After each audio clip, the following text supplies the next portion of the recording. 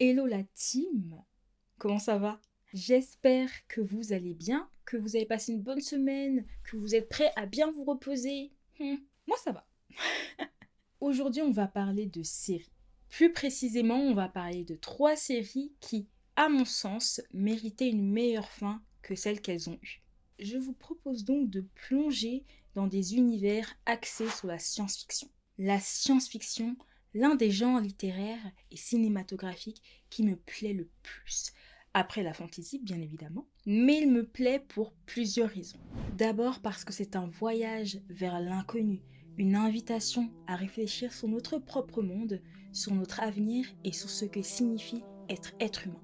Et surtout parce que c'est un miroir déformant qui nous permet très souvent de percevoir notre société sous un angle différent. Donc attachez vos ceintures parce qu'on va aborder 3 séries qui pour moi sont cultes, qui ont totalement bercé une partie de mon enfance. Alors on commence par Kyle XY, cette série qui a su nous captiver avec ses mystères et ses personnages.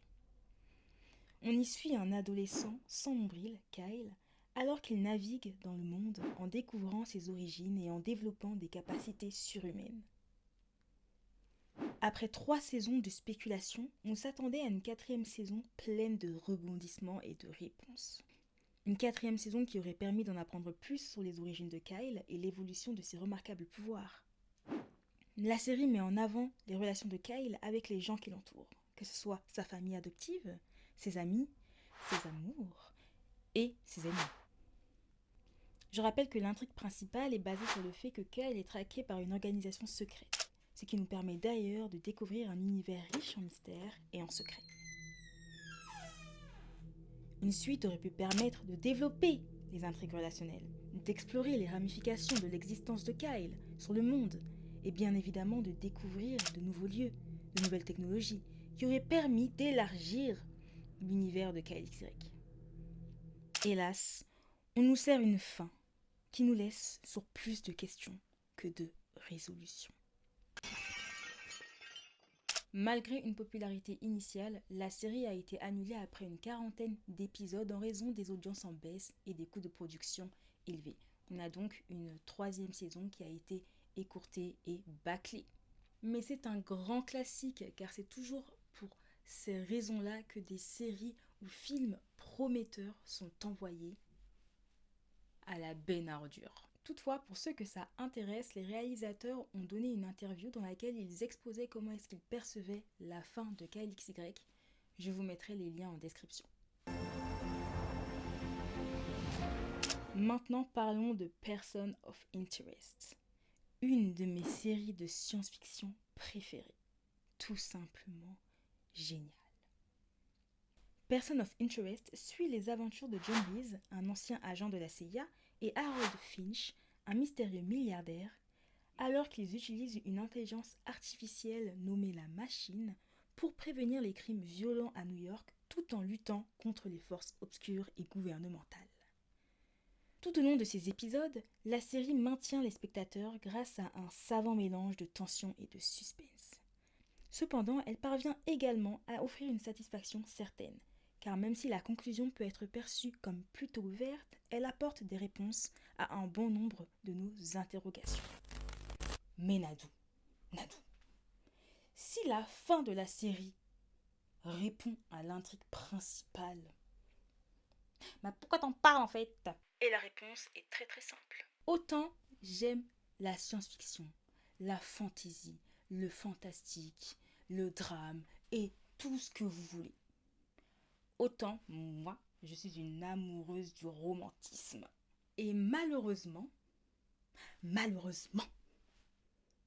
la fin m'a laissé sur ma faim. Bah ouais.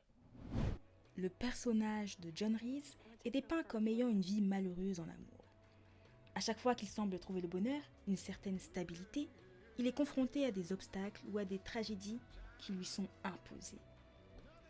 Cette thématique ajoute une dimension tragique à son personnage, et son cheminement reflète sa lutte constante entre son désir de rédemption et son passé tumultueux. En totale transparence avec vous, j'aurais aimé que John J'aurais aimé que Johnny, bah oui, on va l'appeler Johnny parce que c'est pas un personnage comme les autres, on peut se donner des surnoms, quoi. J'aurais aimé que Johnny, il ait son happy ending. J'aurais aimé qu'il ait des enfants avec une femme, avec qui il serait devenu vieux, avec qui il serait devenu gros, avec qui il aurait vécu l'amour fou. Mais non, ce n'était pas sa destinée et j'en suis absolument dégoûtée. C'est pourquoi c'est une série qui se retrouve sur cette liste, car la fin ne m'a pas satisfaite. C'est une série donc à laquelle je mets la note de 9 sur 10. Non, 8 sur 10, parce que je suis une grosse rageuse. Y a pas à toucher à mon chouchou comme ça. Y a pas à martyriser mon chouchou comme ça. À un moment donné, non. Sinon, très très bonne série. Regardez-la avec attention et assiduité. Enfin, terminons avec Dark Angel. Cette série méritait vraiment d'être dans ce petit top 3. L'histoire se déroule dans un futur post-apocalyptique. Elle suit Max, une jeune femme génétiquement modifiée, alors qu'elle lutte pour survivre dans un monde hostile tout en cherchant à découvrir son passé mystérieux. Accompagnée de ses alliés, Max s'engage dans une quête pour démanteler les forces qui menacent la société et retrouver ses origines. Dark Angel, c'est une série qui avait tout pour plaire. Une héroïne badass et un univers dystopique captivant. Après seulement 2 saisons, 2 magnifiques saisons, Dark Angel se termine. Et bien évidemment, aucune résolution, aucune explication, rien du tout, à part notre seum et nos larmes. La raison pour laquelle on n'a pas eu de fin? Mais vous n'avez pas deviné? Il se trouve que Century Fox souhaitait financer une autre série de science-fiction, Firefly, sortie en 2002. Et les 2 séries ne pouvaient pas coexister. Et quelle ironie, Firefly n'aura même pas été au terme de sa première saison. Cette série sera à son tour retirée de l'antenne après 12 épisodes. En fait, les réalisateurs, ils nous ont pris comme ça par le col et ils ont bien serré pour que ça coupe notre respiration. Et ensuite, parce qu'il y avait un fossé là, que dis-je, il y avait une falaise juste devant nous, et en fait, ils nous ont jetés de la falaise, sans parachute.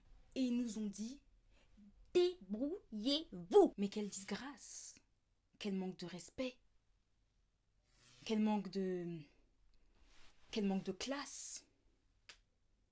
Sachez que bien des mots me viennent à l'esprit pour décrire l'affront que l'on m'a fait. Bien des mots. Vous n'imaginez pas à quel point je suis outrée, sidérée, offusquée, abasourdie. À quel point mon cœur pleure. À quel point mon cœur souffre. À quel point j'ai mal. C'est une blessure. Mais il y a quand même des livres au nombre de 3. Et le tome 2 et 3 reprennent juste après la fin de la saison 2. Malgré tout, j'aurais vraiment voulu que cette série ait une suite. Parce que vous savez, moi, quand c'est du visuel, moi j'achète. Bien, il est déjà temps de conclure. C'est fou, hein? C'est fou comme le temps passe vite quand on s'amuse. C'était un petit top 3 de séries que j'aime beaucoup et dont la fin ne m'a pas satisfaite. C'était un top personnel et, j'avoue, pas forcément objectif par moment. J'ai un peu laissé parler mes sentiments, ils ont pris le dessus. Ils ont pris le dessus sur moi, j'ai pas su quoi faire. Donc je les ai laissés.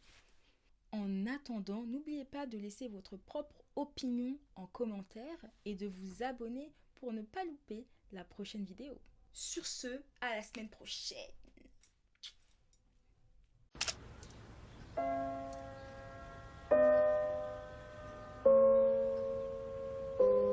It was the most beautiful sound in the world.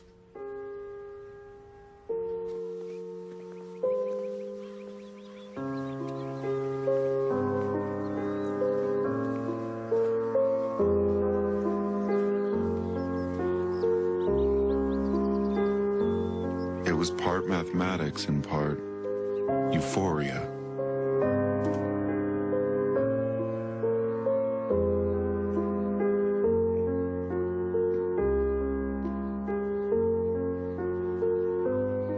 I felt certain that whatever this was a gift to the world meant to fill all that heard it with a flood of emotion.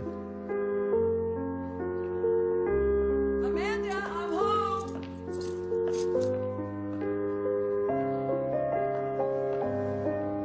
It then struck me that not everyone could appreciate this miracle.